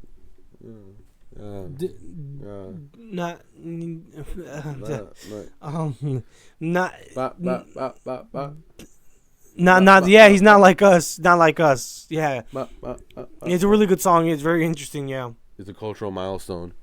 But no, going back to what I was saying, certified lover boy, certified pedophile. That's the RFK dub. Certified lover boy, certified pedophile. So at the hearing, he had like they saw him taking a Zin. I want you to be mine again, baby. They saw him taking a Zin, but it wasn't a Zin. It was the Tucker Carlson. Wait, Fetterman? No, RFK. Like during the court. I feel like if Fetterman took a Zin, it would kill him. That would finish him off. No, but RFK, he took like during the hearing, he just like took a Zin, but then people zoomed in and it was the Tucker Carlson one called Alp, and Well, people were looking into it and they noticed that like that nicotine pouch is like manufactured somewhere. Where do you think it's manufactured at? China. No. But it's in Asia. Lady boys. No. Oh. You know that one Asian country that people forget in Asia because it's like so big? Wait, shh. Oh. Yeah, so it's manufactured in no, I think it's like assembled. Like Mother Russia. They took the can and they zoomed in on it and they said that it was manufactured in India. And people were saying like I was gonna go through like every Asian country just doing like like an accent, like like an accent, be like, oh no, my kid, he got burned by the napalm. But yeah, no, Oh my god, here we go. Oh, my baby got burned by the napalm. You literally got burned by napalm. Look at you. I need to remember to zoom in on this. But yeah, no, I just like the idea that like he like Tucker Carlson. Not only did he like scam, because look, think about this. What he was doing was basically like I feel like they like the right conservatives were like scamming like young men into getting into nicotine. Well, nicotine boosts testosterone. No, but I still feel like they're like I'm being honest, like I feel like they're psyoping them into. Well, are you a traitor to the American democracy that you think that we shouldn't be having nicotine pouches? Wait, is that a good Tucker? Yeah. Are you a traitor to democracy? I can't do the laugh. I can't. I want to learn how to do his laugh. I'm pretty good at doing imitations. That laugh, I need to learn how to do. We're gonna be practicing for. He does that laugh where like remember the one where he was on Kill Tony, and everyone was like, yeah, he felt like really. Like it's like that like white people laugh, that wasp laugh when they can tell that they're like in an awkward scenario. Yeah. But he just laughs like that. Like, can you imagine going to like a comedy show with fucking Tucker Carlson? Like the whole fucking time. I don't know. Or can you imagine going to a fucking comedy show with RFK? I feel like he's one of those guys that he'll think something's funny, but he won't laugh all the time because he knows that when he laughs, it like hurts himself, like physically. Like the Joker, he's like the Joker, like. Yeah, like he knows, like I'm only gonna laugh when it's like a really funny joke. Other than that, like I'm not like he probably laughed at that Puerto Rico joke. That's probably the only one he laughed at, and then he was like, that's the only one I'm gonna laugh at for a while. Bro, Kill Tony almost fucked it up for the whole country, or Tony Hinchcliffe rather. I don't know. I think he probably saved it. I don't know. Did he say anything? Oh no. Okay. The only thing that he said. Are you talking about after he said the comment, or no? I feel like he should have said like one thing after like Trump won and everything. He should have been like, "Oh, I'm okay. Never mind." Yeah, because when you watch the new episodes, like everybody tries to shoehorn Puerto Rico into his bits. I don't know. Does he get mad? Nah, I don't think so. I've never seen him get mad. Oh, okay then. But I don't know if he would have lost the election like that. But I mean, yeah, it's like that Shane Gillis bit. Like, yeah, we would probably live in a different world right now if oh my god, yeah, bro. Tony Hinchcliffe would have been the what's the guy that shot the Archduke? Franz Ferdinand. Yeah, he would have been That's not him. That's the guy who died. I forgot the guy who shot him. Yeah, he would have been. Yeah, he would have been that guy. The shot heard around the world. So that was the joke that was taken out of context. But that I think the problem that people have with that is that it implies that Puerto Ricans in America have like a large amount of power in the world. Well, in America. Well, I think what it is because Hispanics, we always get lumped into the same. Do you know what I mean? We always get lumped together for everything. And actually, I think this segues perfectly into the ICE thing that we want to talk about. So I think it's funny how, like, going back to the joke, yeah, we all get lumped into it together. Yeah. Because I'm pretty sure that, like, how do I say this? How do I word this? I mean, yeah, we just get lumped into everything together. Like, if Mexicans do some fucked up shit, everyone else gets hit for it. Yeah. It's like the MS-13 thing. Like, when that was a big issue in America, they were Salvadorian. They were Honduran, I believe. Yeah. Honduran and Guatemalan. I know they're Central American. For sure Salvadorian. That 100%. But, yeah, we got lumped into that, too. That's a Salvadorian gang. I mean, you gotta double check everything. So I don't blame them. It's like maybe. Well, I mean, we all kind of look the same too, especially like Central Americans and Mexicans, especially like Mexicans from like the Central and the South. They look a lot like Central Americans. I think that's why like The only thing you can really do is you need to have like you know how like Sikhs they have like that little turban, Yeah. so that people know, unless you're like really really racist, that you know that these aren't like Muslims or whatever. That's like the only way you're gonna be able to like separate all these races. So we never figured out like a characteristic. I believe, don't quote me on this. I think the natives or indigenous people of like Mexico and Central America, I think they have more Aboriginal blood. Because if I'm pretty sure I'm correct on this, that the indigenous people of North and South America, they're a mixture of like Asian and Aboriginal. Because the people that my dad descend from, they look like Aboriginals. Like if you pull up a picture of the people from Durango, Mexico, they look like Aboriginal people. They're dark. They're really fucking dark. I'm not even talking about that. I'm just saying like I just we feel like shouldn't- I like pull up pull up your history. yeah, I like pulling up history. When I say my history, I like doing that. We might as well have a freaking ancestry reading. I actually do want. We should do an episode of us doing our ancestry. Nah, because I think that thing's a psyop. You know why? Why? Because R.I.P. Susan Wojcicki, but her sister like is a CEO of Ancestry. And no, not that one. The 23andMe. I just want to find out if I'm Jewish or not. So I just think all those things are Because if I come up more than fucking 15% Sephardic, I want a cut of that. You want? What do you mean like a cut? You want like a birthright? I want birthright. I want to go to a trip to Israel. Well, I mean, I think you can get those for free too. Like, you don't need to be Jewish necessarily. You just need to like work for like Turning Point or Daily Wire, and you can get a free trip. Especially around. Oh, I don't know around now if you want to go there. Oh yeah, maybe not now, but I would like to go to Israel. Unironically, I would like to go to Jerusalem. Just wait until like we run for president, and then. Well, we're not gonna have a presidency. We're gonna have an empire. Oh, Emperor Baron Trump. Well, wait until then, and then have the little photo op where you're like on the wall. Oh, yeah, okay. Do you remember the one I sent you where Tobey Maguire was on the wall? Yeah, I remember, and it's funny going back to the wall. I remember this old ass H3 video of him like being a retard. Yeah. Like he was hugging the wall and shit.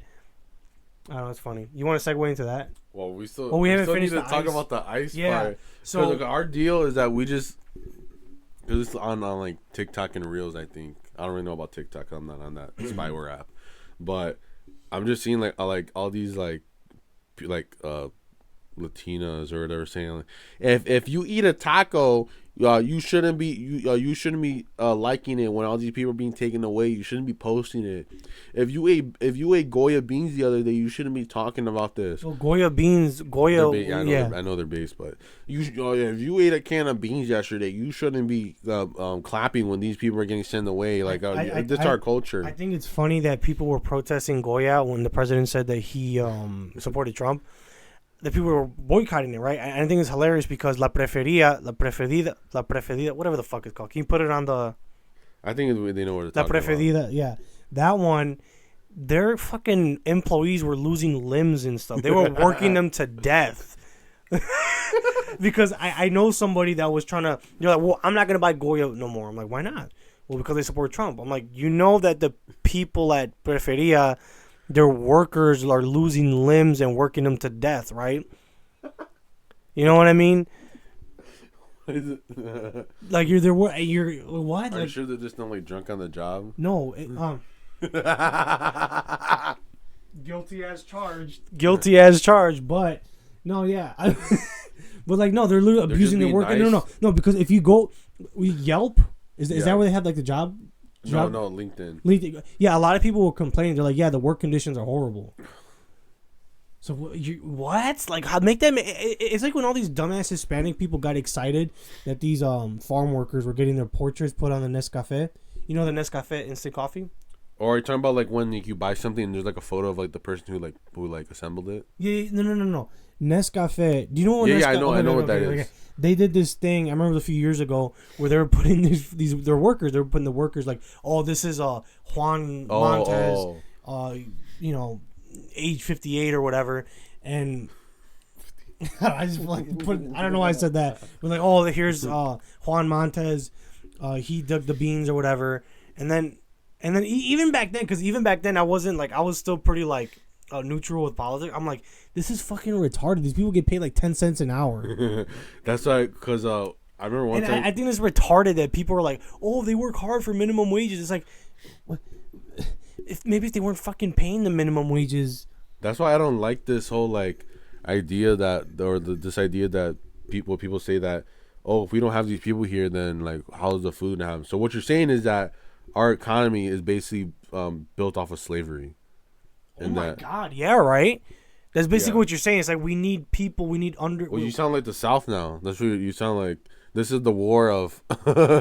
This is the war of. I have nowhere to put it. Of liberal aggression. That's literally what, because I mean liberals aren't gonna want to go get their hands dirty, and I hate the fact like I hate when they do this thing where like do you do community service? No, I hate when they do this thing where like they'll get like an American. Well, we're Americans. Oh, we're right? lazy. Yeah. Like they'll have them do like construction or something. They'll be like, oh, see why we need illegals to go do it. Well, all it is, in my opinion, it's like I'm not anti-capitalist, but we could both agree that they do shady shit, right? Well, I'm anti like. Well, what I'm saying is that no. This is what I think you're gonna agree with me. I'm stealing this from Nick Fuentes. Like capitalism doesn't work without God. No, I agree with that. But what they try to do is that they'll get like these they'll do like a documentary or not documentary, but they'll do like an expose like, oh look, this is what Juan has to do. He works to say $10 an hour and he works 12 hours a day doing landscaping. I'm like. I mean, shout out to them because I've worked like that before. I've done construction. I've done everything. You've done it for free. I did it for free. I was a slave. But no, yeah, I worked. I've always worked blue collar. I've only ever had blue collar jobs. So when I wear fucking Carhartt, I fucking earned that shit. You fucking yuppies, right?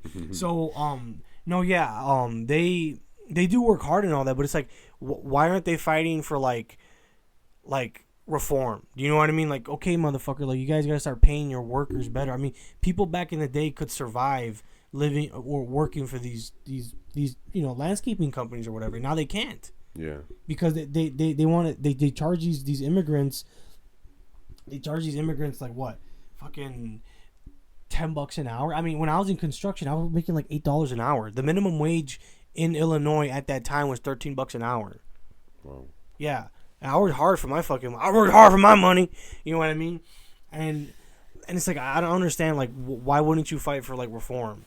Well, because they're comfortable. They're comfortable being in that situation. But also, they're kind of lazy. Like, I think the thing with Mexicans, or whatever you want to call it in America, is that they're okay being in, like, a certain, like, economic status for the most part. And, like, the idea of, like, moving, they don't really have, like, ambition. I might be just speaking out of my ass, but it's like most people are pretty comfortable just being I think that they do have ambition. They just don't understand how like money works, kind of. Okay. Because like yeah, I mean, they know they can always go back to landscaping, being like a fucking... I mean, those are good those are good skills to have, but. I mean, Americans should be. Yeah, Americans should be doing that job. Like, white Americans, black Americans, everybody else should be doing those jobs. I don't know about the other one. Oh, but I don't know about one of them. But they should be doing those jobs. But the problem is that they don't want to get paid shit, right? And then another issue, a bigger issue that we have in America, and this I will attack whites and blacks for this. They teach their kids to follow their dreams. Right, and when you're Hispanic, what the fuck? Our parents don't tell us to follow our fucking. Can you imagine, like, because we have immigrant dads, right? Can you imagine if we told our dads, "Hey, pa, I'm gonna go to college," they'll be happy for that, right? But I'm gonna get my degree in poetry. If I told my dad I was getting a degree in fucking poetry, Lord have mercy. Yeah. Because Americans, they teach their kids, like, you gotta follow your dreams and all that. And they don't teach them, like, you need to work your fucking ass off to have everything you have. And then when these kids get thrown out into the real world, they're like, oh, fuck, I'm not going to be a landscaper. You know what I mean? Yeah. They rather just hope that they'll find a job somewhere. You know what I mean? They don't teach them how to work hard. They focus more on following dreams. Well, also, the thing that the immigrants also kind of ruined is that they this has been for like this hasn't been like a reason. This has been for like a while. Is that the jobs that they take are usually jobs that like kids are supposed to have. Like Yeah, during like, yeah, summer. like mowing someone's lawn. Like Yeah. back in the days, that's what kids did. Yeah. It was summer. The kids were out of school. But even if they were in school, after school, they would go cut people's lawns and stuff Yeah. like that. And the thing is that parents, but I'm gonna say it, I'm gonna have to attack the moms, the helicopter moms. Are like, oh, I don't want my kids, getting hurt or something Yeah. like that. And then, oh, okay, well then guess what? That means other people are gonna have to do it because there are people that are like old people that can't cut their own lawn, right? Yeah. The kids used to do that. They used to make that money. Now they don't fucking do that. Yeah. I haven't seen a kid do a fucking lemonade stand in ages. Dude, there was one, but like the kids got robbed. Did you see that one? No. I forgot where it was, but like the kids actually got robbed. I don't know which type of people robbed them, but I just remember like people were making fun of the kid because the kid was like it was like a white kid and people were like how they hate whites and it's like man Oh, I think I did see that. Yeah, but like I said, in general, like kids don't do that stuff anymore. Like they don't they don't cut grass. They don't do any kind of landscaping. They don't like. The kids today are so fucking lazy. I know it's like I'm sounding like a boomer right now, but kids today are so fucking lazy. It's not even funny. But it's because that gap has been like taken away from them. Well, it's been taken away from them by. Well, I mean, again, like I said, I think the problem is Americans. Like, I'm gonna have to attack my own fucking people, right? The Americans, they ran away from working hard. Yeah. Because back in the days, in the 50s, 60s, and 70s, yeah, all the kids, even up into the 80s, the kids that's what they did. You took workshop when you were in high school. You learned how to do carpentry, mechanic, even welding in some schools. But why did they take those away? Because they wanted to focus on academic bullshit. Like, oh, don't be a plumber, be a poet, be a fucking painter, right? And then they lose out on like those basic skills, so then they have to hire like Carlos to like make a freaking bookshelf for them. Literally, yeah. Because people back in the day used to do that shit themselves. And then if they do get into it, it's like literally like it's like woodworking or whatever. It's like a hobby that like their dad passed down to them. It's not everything that was even like just like simple like plumbing or whatever. So instead of having like simple plumbing, like changing out your toilet or changing like your pipe, the little P trap underneath the sink, changing out the sink itself. Like this is not hard. Yeah, that's what I could. I'm not gonna lie. I'm the same thing because like I could obviously get like I could do my own oil change or whatever. That's decent. I don't change my own oil. It's not worth it. It's not worth it because the amount of money that you're gonna pay to like dump the oil out and do all that other shit, you might as well just get oil. You might as well go to Jiffy Lube. That's okay, because there's one guy I know. He was saying like, nah, like I know how to change my own oil. I think it's more of a pride thing. But yeah, he was kind of flexing that like his dad taught him how to do it and everything. I'm like, I could do it if I want to, but I look up the YouTube video. I'm like, oh, you gotta buy this. I'm just gonna pay the take 5 or whatever. Yeah, just pay Carlos to fucking do it. Just do that. Like, come on. But it is a bigger example of like we lose that idea. And then we basically pay like the slave class to do it. Literally, that's what it is. Yeah. And maybe if these people had taught their kids from when they were young how to work hard and how to be self-sufficient, but they don't. So they got to underpay somebody else to come do it. I think it's because we've also like, especially the upper classes, they've just told them, well, you have someone else to do that. Like, you know how they have like the help in their house and everything. Yeah, and they basically like. Yeah, but only the people that were way up in society did that. Even kids that grew up upper middle class, they still did that shit themselves. They still changed their own oil. They still kids used to do mechanic on.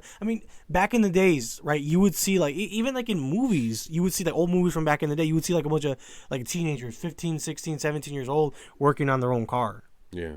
Tearing out the fucking engine or whatever. Yeah. Like, can you imagine a 15, 16-year-old doing that today? Fuck no. Well, if they are like messing with their own car, they're actually not their own car. That's what they're doing. Literally. When I'm going back to all I'm gonna say is this: like, you guys keep on trying to like shame other Hispanics. Yeah, other Hispanics who thought differently. Like, why'd you wait like this late? Like, we already knew this was gonna happen. Why'd you wait this late to like start shaming like your dad or your brother for thinking differently? But another thing is that a lot of the immigrants that are being deported, they fucking locked or they deported some Turkish guy. Oh yeah, that's true. Cause I showed my mom one of them and she's like, oh well, at least they're not all Hispanic. I'm like, yeah, A lot of them were not. A lot of the illegals that came during the Biden administration were not Hispanic. I think like what was the percentage? I think it was like very low percentage was Mexican. It was specifically Mexican. I don't know about the other Latin American countries. It was Venezuelans, yeah. Yeah, but no, and that too is kind of funny how we're like these Mexicans are kind of just focusing on like their people because they only think about that. They don't think about all the other ones that have come recently, even though they know. Yeah, because the Venezuelans have been fucking shit up That's in what Chicago I hate. for the longest. That's what I hate about this too is that people are acting all ignorant. At least the ones that are on that side, they're acting like we haven't had these problems. Like they don't go outside and they don't have to deal with the Haitian ones here, or anything. They Oh, I forgot about the video of the Haitian guy, the one that got deported. Yeah. He's like, man, fuck Trump. Yeah, and they're just acting like He was a gang leader too. He wasn't just like some guy working at a mechanic shop. That's crazy too. But I don't. With liberals is just like it's like just to like reason with them is just one thing. So we just kind of like. That's why I like that thing that Zerka and Nick do when they lean into the insults. Yeah, but at the same time, like not even just like having an actual discussion with them or anyone that's on one side. It's like, they're already like so invested. They're not gonna look. Yeah, these people literally think that the only people they're taking are Mexicans. No, yeah, they were taking. Remember the Asian guy? Yeah. Who was in McKinley Park? Yeah. Yeah, it was in McKinley he was a fucking pedophile. Yeah. And, but they think that the only ones which says more about them than it does. Wow, that is kind of racist on their part. Yeah, because there's just no. Well, I think the problem is that they only care about like their like community. Because right now, from what I understand, the only things really happening with like Mexican, Hispanic, whatever you want to call it, is that they're laying low. Yeah. And they're making a big deal about like, did you see that one where they're trying to say that they're not gonna like all these ones aren't gonna come to school on like Monday? Are you talking about the meme, or are you talking about like? Is it real? Like I saw like real saying like don't come to school on Monday because we're gonna be protesting. I don't know because my youngest sibling has already graduated from school, so. No, it's been like I've seen like, reels about it saying like Mexican kids saying like we're not gonna come to school on Monday to like protest. Like, can you imagine they just got out of doing homework for probably like the next 2-3 months. That's the other thing. The school thing. Send them to school. Are they gonna learn anything in school? No, that's why we need to send little ICE agents. That's over there. But that's crazy. That's what's the last thing we were talking about? I don't know. We're just gonna kind of skim this. This H3 Hassan beef. I was gonna try to figure out a way to segue into the whole Israel-Palestinian conflict because of the ICE thing. Like, how do I say this? Fuck, I had I had like a perfect way of segueing into it. I thought about it earlier too. Give me a second. Are you tired, brother?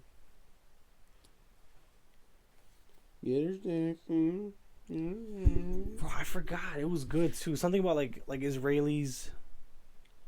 Speaking of, about people who think that this is their land. Speaking about people who think that they have the right to be in a land, let's talk about the Israelis. Yeah, that's what I was gonna say.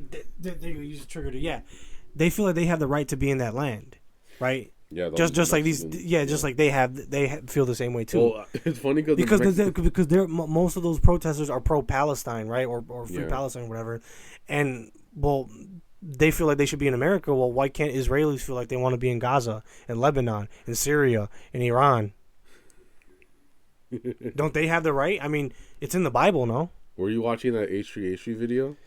No, he didn't say that. I'm just trying to be devil's advocate. Oh, okay. Yeah, like, don't they have the right? Did you see that one clip? It was that that Matan Evans kid. It was like it was the kid who does like the interviews on the show. I'll show it to you later. I don't want to sidetrack it, but. Isn't that like a good devil's advocate? Like, don't they have the right to be there? They've been expelled from 109 countries. Yeah. Yeah, don't they have the right to be in their land? But I think the idea that they have, the idea against that is that they're willingly being in like a hostile land because they believe that they have the right to that land. Isn't this land hostile? To people of color, according to them. Yeah, I would. That's what they think. Exactly. I'm appealing to their thought process. Yeah, I understand. It's just like because both sides are kind of hard headed in this regard. Because it's like they would obviously like to be somewhere else. Like the thing with the Israelis is that they wouldn't want to be anywhere else. I think that they wouldn't want to come to America, but these like Mexicans or whatever, they would theoretically like going back to their country, and they like glazing their country all the time. The one that they don't go to. The Israelis do the same thing over here in America, or Jewish people in America do that too. Well, they do. And I think that's like an issue with like those two groups, like the Jewish and Mexican people, is that like they like the benefits of being here, but they'll still glaze their own land. Actually, you're right.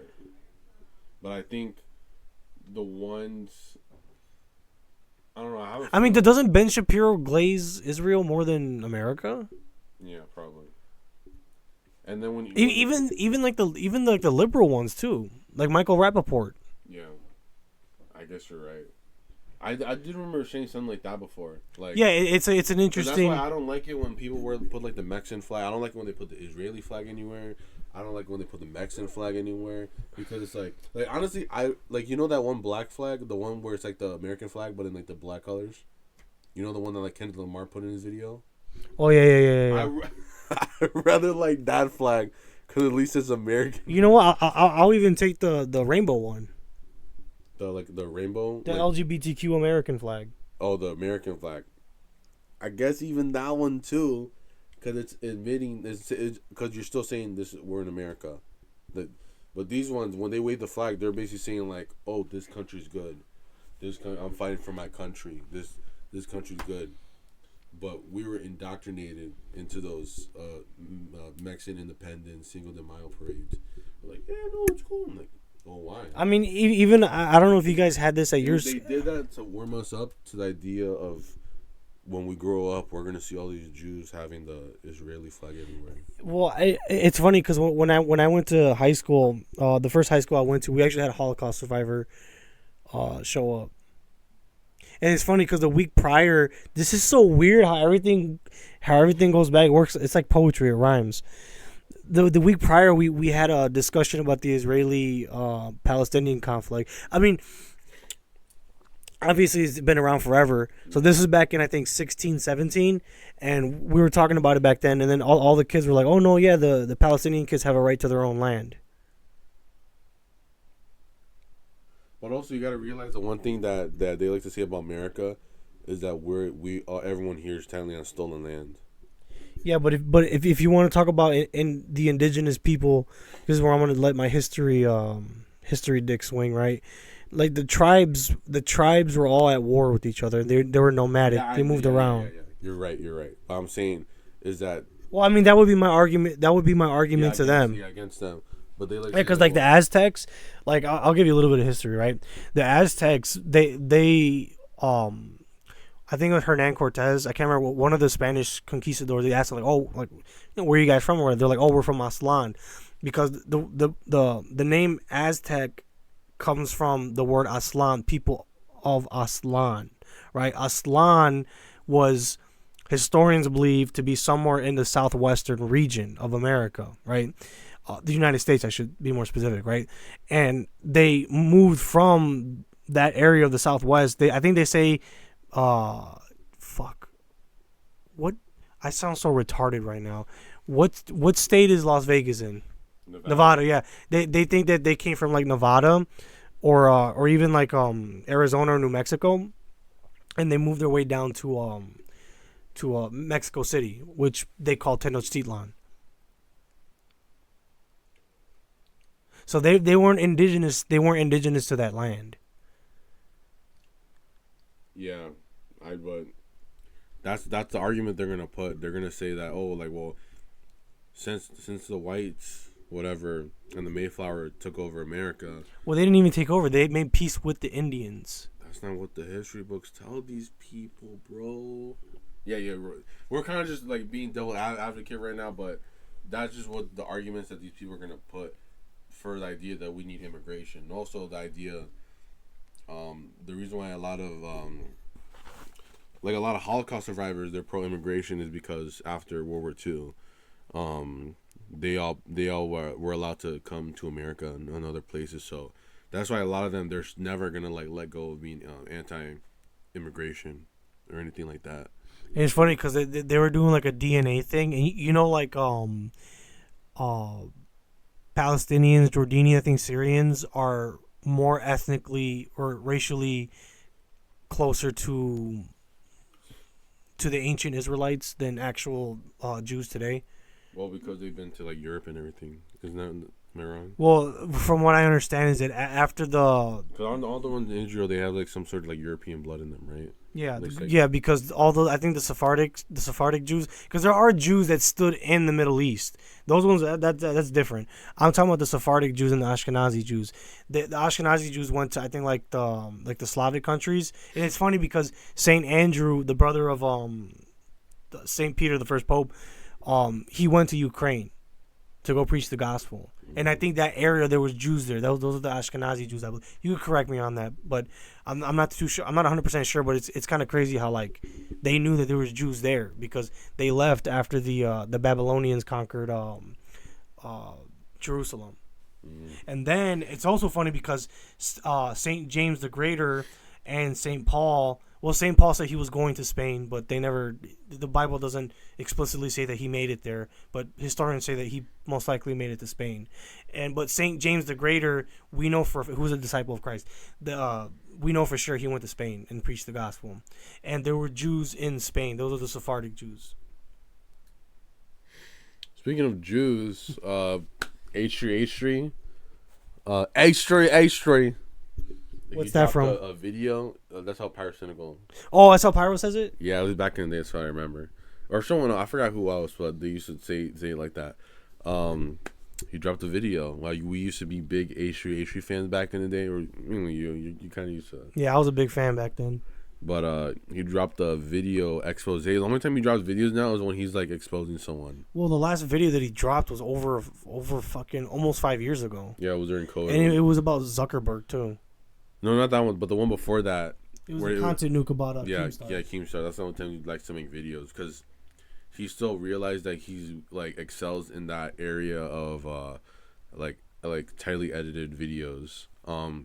But it's funny because this video that he's made, I missed out on the last 30 minutes if I didn't finish it, but yeah, he's exposing his former co-host, Hassan Piker. Now, if you didn't know, like 2022, that era, like around that time, they had a podcast called The Leftovers, and the pun is that they're both like left leaning, and it was supposed to be like a political like podcast. But what Ethan says, that podcast was mainly done to make fun of like the right wing at the time, and since they thought both of them were on the same wavelength, they thought this was a good duo. But according to him, his problem was that one like Hassan, because Hassan is like way more like left leaning than Ethan. I thought it was kind of obvious, but what he tries to say is that he lied to him about being liberal. Yeah, I think that was bullshit. And he was like hiding his power level. I think Ethan was bullshitting. Yeah. I think he knew, but he got. I think once he realized that like Hassan Piker was in favor of like terrorism. No, I just think once he found out that he was like anti-Israel. No. Like he's pro-terrorism. Yeah, I know that, but he didn't care until he was anti-Israel. That's when they ended the show. Like literally, if they ended the show like a month after like October 7th.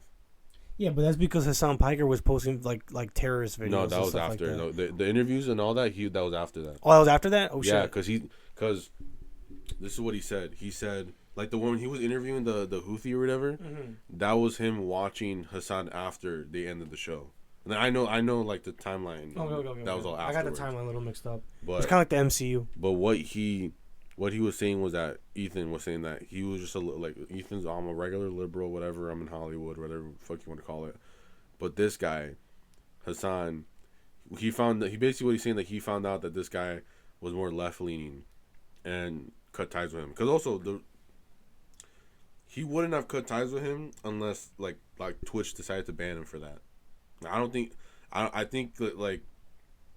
I like all the other people that are cool with him. Like they didn't do anything once they heard he was interviewing a terrorist. No one unless Twitch says something bad about him, they're not, because all these people, they don't have like the conviction of their own character. Ethan does, just because he has ties to Israel, and that's the only thing that's like the main reason.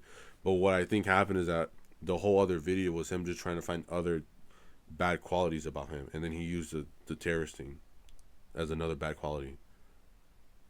So what do you think? What do you think about that? Well, I mean, how do I say this? I mean, I think he had valid points in the video about Hassan being like crazy.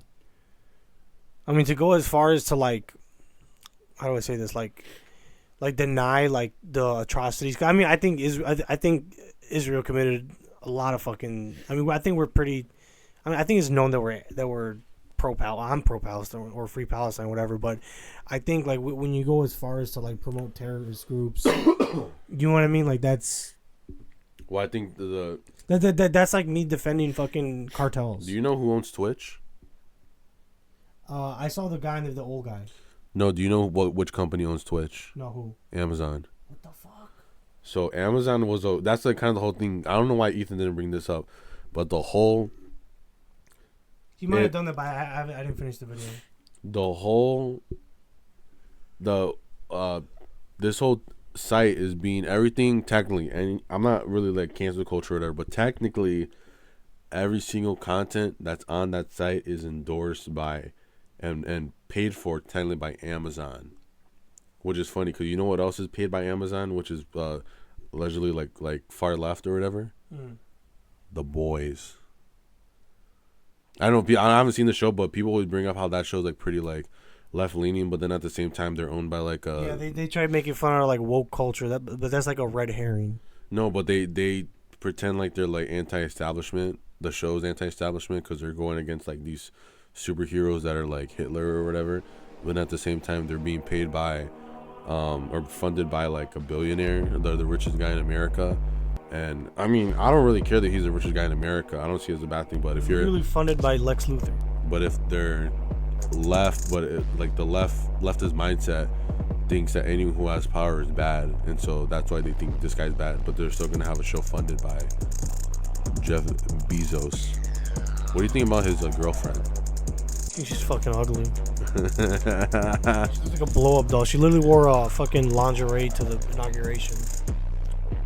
Should she have gotten locked up after that, or like something would have happened? You think? Do you think they should have got deported first? There should have been a public hanging.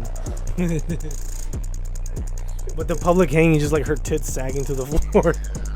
I mean, they wouldn't have because there was like plastic surgery. Oh yeah. They wouldn't have, unless like you undo it right in front of everyone. It just deflates. That would have been the public hanging. That's what I meant.